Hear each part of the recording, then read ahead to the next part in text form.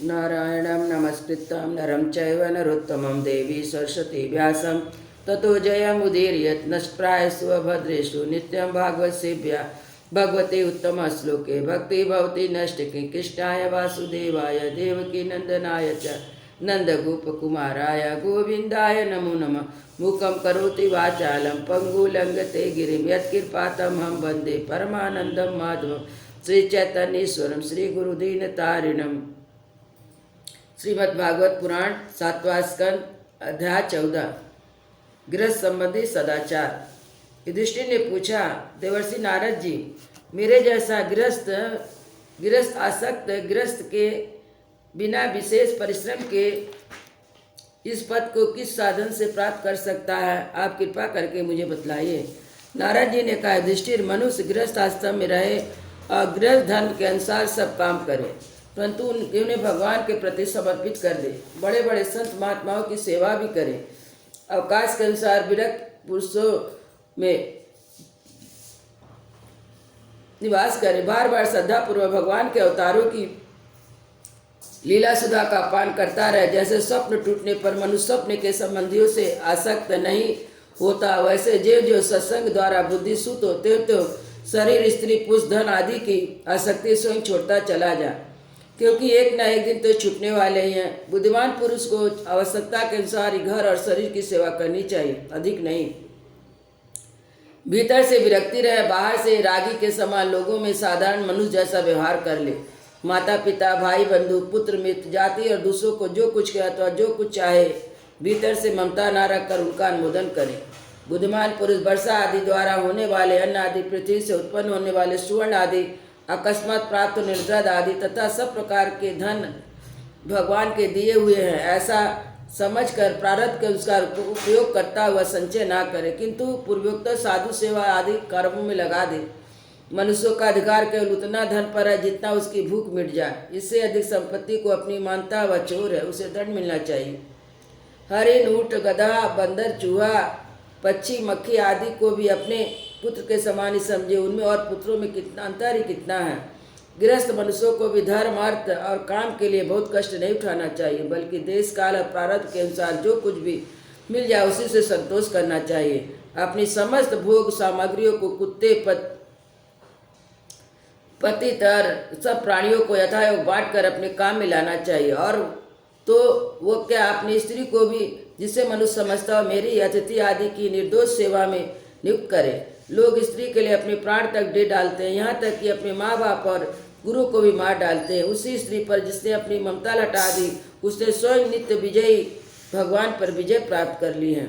यही शरीर अंत में कीड़े राख की ढेर होकर रहेगा, तब तो यह तुच्छ शरीर, इसके लिए जितनी भी आसक्ति हुआ, वह स्त्री कहाँ है अपनी महिमा से आकाश को भी ढक रखने वाली अनंत आत्मा। गृहस्थ को चाहिए कि प्रारब्ध से प्राप्त और पंच यज्ञ आदि से बचे हुए अंश से ही अपना जीवन निर्वाह करे। जो बुद्धिमान पुरुष इसके सिवा किसी वस्तु में स्वतंत्र नहीं रखते, उन्हें संतों का पद प्राप्त होता है। अपनी वर्णाश्रम विहित वृत्ति के द्वारा प्राप्त सामग्रियों से प्रतिदिन देवता, ऋषि, मनुष्य, भूत, पितृगण का तथा अपने आत्मा का पूजन करना चाहिए। यह एक परमेश्वर की भिन्न भिन्न रूपों में आराधना है।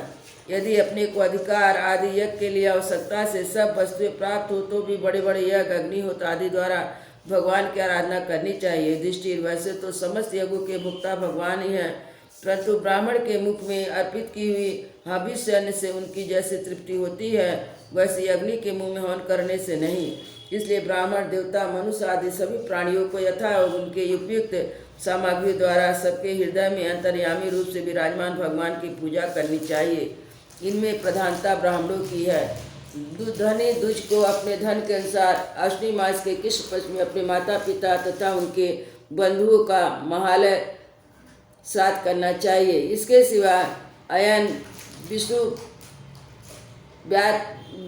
व्यतिपात, दिन 6, चंद्रग्रहण, सूर्यग्रहण समय, द्वादश के दिन, श्रवण, धनिष्ठा, अनुराधा नक्षत्र में, वैशाख शुक्ल तृतीया, कार्तिक शुक्ल नवमी, अगहन, पौष, माघ और फागुन 4 महीनों में कृष्णाष्टमी, माघ शुक्ला सप्तमी, माघ की मघा नक्षत्र से युक्त पूर्णिमा का प्रत्येक महीने में पूर्णिमा जो अपने अपने मास में नक्षत्र चित्रा, विशाखा, ज्येष्ठा आदि से युक्त चाहे चंद्रमा पूर्ण या पूर्ण, द्वादशी तिथि का अनुराधा, श्रवण, उत्तरा फाल्गुन, उत्तराषाढ़, उत्तरा भाद्रपद के साथ योग एकादशी की तिथि तीनों उत्तरा नक्षत्र में अपने जन्म नक्षत्र या स्वर्ण नक्षत्र सारे समय पितृगण का साथ करने से योग श्रेष्ठ है।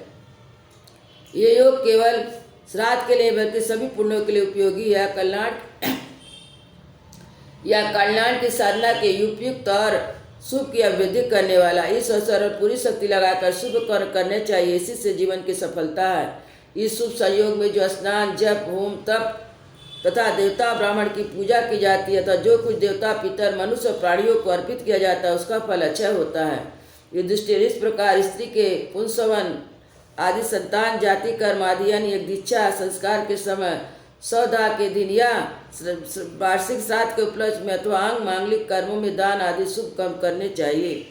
युधिष्ठिर, मैं उन स्थानों का वर्णन करता हूँ जो धर्म आदि से की प्राप्ति कराने वाले हैं। सबसे पवित्र देश वह है जिसमें सत्पात्र मिलते हो, जिनमें सारा चर और अचर जगत स्थित है। उन भगवान की प्रतिमा जिस देश में हो जहाँ तप, विद्या, दया आदि गुणों से युक्त ब्राह्मणों के परिवार निवास करते हैं, जहाँ तहाँ भगवान की पूजा होती है। पुराणों में प्रसिद्ध गंगा आदि नदियाँ सभी स्थान परम कल्याणकारी है। पुष्कर आदि सरोवर, सिद्ध पुरुषों द्वारा सेवित क्षेत्र, कुरुक्षेत्र, गया, प्रयाग, सालग्राम क्षेत्र, नैमिषारण्य, फाल्गुन क्षेत्र, सेतुवन, प्रभास, द्वारका, काशी, मथुरा, पंपासर, बिंदु सरोवर, बद्रिका आश्रम, अलकनंदा, भगवान सीताराम जी के आश्रम, अयोध्या, चित्रकूटी आदि, महेंद्र, मलय आदि समस्त कुल पर्वत जहाँ जहाँ भगवान के अर्चा अवतार हैं वे सब के सब देश अत्यंत पवित्र हैं। कल्याणकारी पुरुष को बार बार इन देशों का सेवन करना चाहिए। इन स्थानों पर जो पुण्य कर्म किए जाते हैं मनुष्य को उनका 1000 गुना फल मिलता है। युधिष्ठिर, पात्र निर्णय के प्रसंग में पात्र के गुणों को जानने वाले विवेकी पुरुषों ने एकमात्र भगवान को सत्पात्र बतलाया है। चराचर जगत उन्हीं का स्वरूप है। अभी तुम्हारे इस यज्ञ की बात है। देवता, ऋषि, सिद्ध, सनकादियों के रहने पर भी अग्र पूजा के लिए भगवान कृष्ण को ही पात्र समझा गया है। असंख्य जीवों से भरपूर उस ब्राह्मण रूप महावृक्षों के एकमात्र भगवान श्री कृष्ण हैं, इसलिए उनकी पूजा से समस्त जीव आत्मा तृप्त हो जाती है। उन्होंने मनुष्य, पशु, पक्षी, ऋषि, देवता आदि के सर्व पुरों की रचना की है तथा वे इस पुरी में जीव रूपी शयन भी करते हैं, इसी से उनका नाम पुरुष है। युधिष्ठिर, एक रस होते भगवान इस मनुष्य आदि शरीर में उनकी भिन्नता के कारण न्यूनाधिक रूप से प्रकाशमान है, इसलिए पशु पक्षी आदि शरीरों की अपेक्षा मनुष्य का श्रेष्ठ पात्र है। मनुष्य भी जिसमें भगवान का अंश है, तप योग आदि जितना भी अधिक पाया जाता है वह उतना ही श्रेष्ठ है। युधिष्ठिर, सीता आदि में जब विद्वानों ने देखा कि मनुष्य बारंबार एक दूसरे का अपमान आदि करते हैं तब उन लोगों ने उपासना की सिद्धि के लिए भगवान की प्रतिमा प्रतिष्ठित कर दी।